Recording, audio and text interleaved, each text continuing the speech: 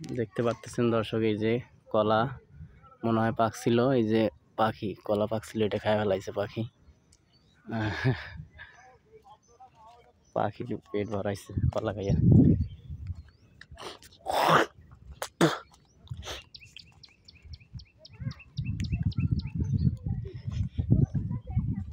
তো দর্শক, প্রতিদিন বিকেলবেলা বা সকালবেলা এরকম পুকুর পাড়ে দিয়ে হাঁটতে আমার বেশ ভালো লাগে। আপনাদের কেমন ভালো লাগে আপনারা কমেন্টে জানাবেন প্লিজ।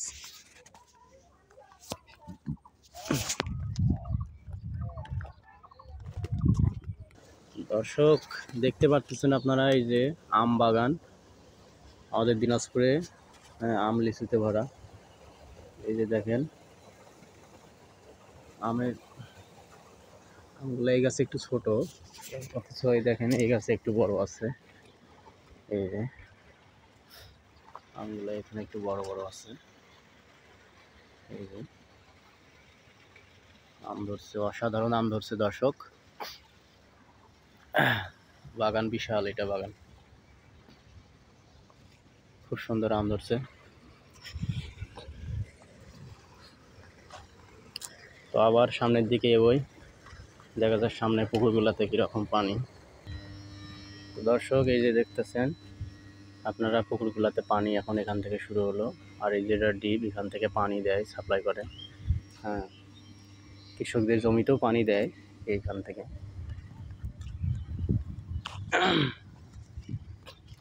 এই যে দেখতেছেন, ইনি আমার দুলাভাই, ওই যে আমার ক্ষেত থেকে ভুট্টা আর কি নিয়ে আসছে।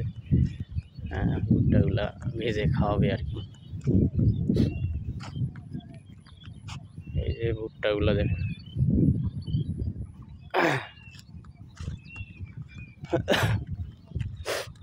তো সামনের পুকুরে আবার আমরা দেখব এরকম পানি আছে।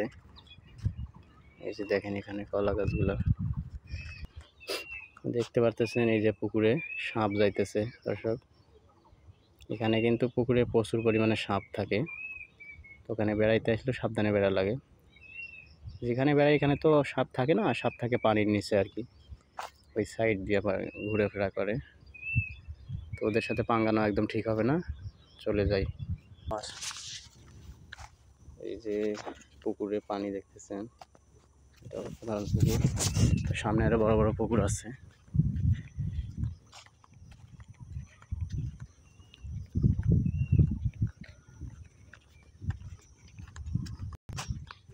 এই যে আবারও চলে আসলাম।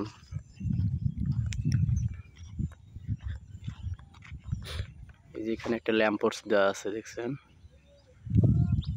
এখানে রাত্রিবেলায় এই বাতিতে আলো দেওয়া হয়। এই যে দেখতে পাচ্ছেন দর্শক, এখানে বিশাল এক পুকুর। এগুলো রাস্তা, এই পাড়ি দিয়া ওই যে ওই সাইডে কর্নারে দেখতে পারতেছেন, ওখানে মৎস্য হ্যাচারি আছে, ওই সাইডেই আমার বাড়ি। তো আমরা এদিকে আর যাবো না, এদিক দিয়ে আমরা ঘুরে বাড়ি যাবো। চলেন দর্শক, এখন যাওয়া যাক বাড়ি, সন্ধ্যা হয়ে গেছে।